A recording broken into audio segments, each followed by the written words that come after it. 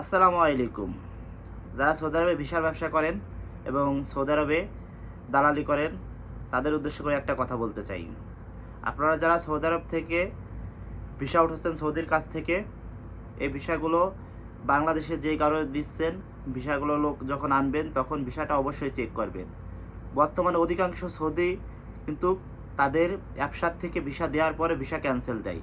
তখন বাংলাদেশি ইমিগ্রেশনও ধরতে পারবে না এটা যে ভিসা ক্যান্সেল হয়েছে। যখন আপনি সৌদি আরবে আসবেন, আপনার সৌদি আরবে আসার পরে এই ইমিগ্রেশন যখন পার হতে যাবেন, তখন ইমিগ্রেশনেতে বলা হবে আপনাকে যে আপনি সাইডে দাঁড়ান, আপনার ভিসায় একটু প্রবলেম আছে। তখন আপনাকে রাখবে এবং আপনাকে পরবর্তীতে বর্ডার ক্রস করতে দেওয়া হবে না, আপনাকে ব্যাক করে আবার বাংলাদেশে পাঠানো হবে। তার কারণ হচ্ছে অধিকাংশ সৌদি টাকার লোভে ভিসা বিক্রি করে যদি টাকা তাকে কম দেওয়া হয়, সেক্ষেত্রে ভিসাটা তার অ্যাপসার থেকে ক্যান্সেল দেয়। আর ক্যান্সেল দিলে বাংলাদেশ আপনি অনলাইন জগৎ কোথা থেকে ভিসা চেক দিয়ে আপনি ভিসা যে ক্যান্সেল দিচ্ছে সেটা ধরতে পারবেন। একমাত্র সৌদি আরবের মক্তব আমেল অথবা জাহাজাত পুলিশেরাই ধরতে পারবে। এখন আপনারা যারা ভিসাগুলো উঠাচ্ছেন, একজনের কাছ থেকে 5 লক্ষ টাকা নেবেন। 5 লক্ষ টাকা নিয়ে যখন সৌদি আরবে আনবেন, এয়ারপোর্ট থেকে যখন ইমিগ্রেশন পুলিশ তাদের এবং ইমিগ্রেশন অফিসাররা যখন তাদের বের হতে দেবে না, বর্ডার ক্রস করতে দেবে না, তখন কিন্তু তাকে আবার বাংলাদেশে যেই বিমানে আসছে সেই বিমানেই কিন্তু তাকে আবার ব্যাক দিবে। আমার নিজস্ব লোকের সাথে এমন হয়েছে এবং মেলা লোকের সাথে এমন হয়েছে। আমি অনেকের মেসেজ পেয়েছি, কেন ভাই এটা হয়? মূলত হচ্ছে ভিসা সৌদি ক্যান্সেল দিয়ে দেয়।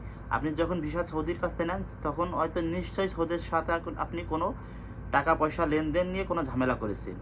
এই কারণে আমি বলতে চাই, যারা আপনারা ভিসাটা নেবেন, অবশ্যই সৌদির সাথে লেনদেন ঠিক রাখবেন। এবং আর একটা মূল বিষয় হচ্ছে যে অনেকে 3 মাসের আকামা দেয়। আর 3 মাসের আকামা হচ্ছে যে এটা হচ্ছে সাপ্লাই ভিসা, সাপ্লাই কোম্পানি যারে বলে। এই ভিসাগুলো বেশি ক্যান্সেল হচ্ছে।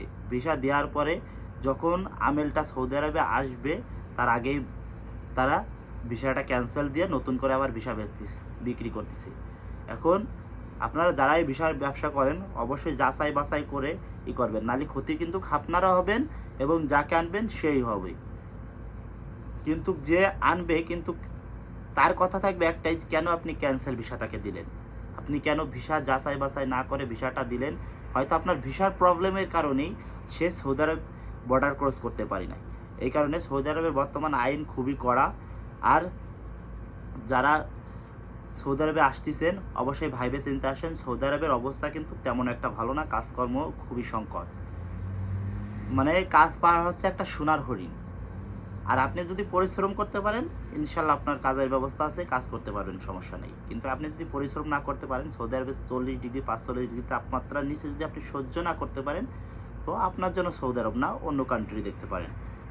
আজকের ভিডিওটি মূল কারণ হচ্ছে ভিসা ক্যান্সেল কেন দিয়েছিল, কেন সৌদি আরব এয়ারপোর্ট থেকে আসার পরে ইমিগ্রেশন পার না হয়ে আবার বাংলাদেশে ব্যাক করে চলে যেতে হয়, সেই জন্যই।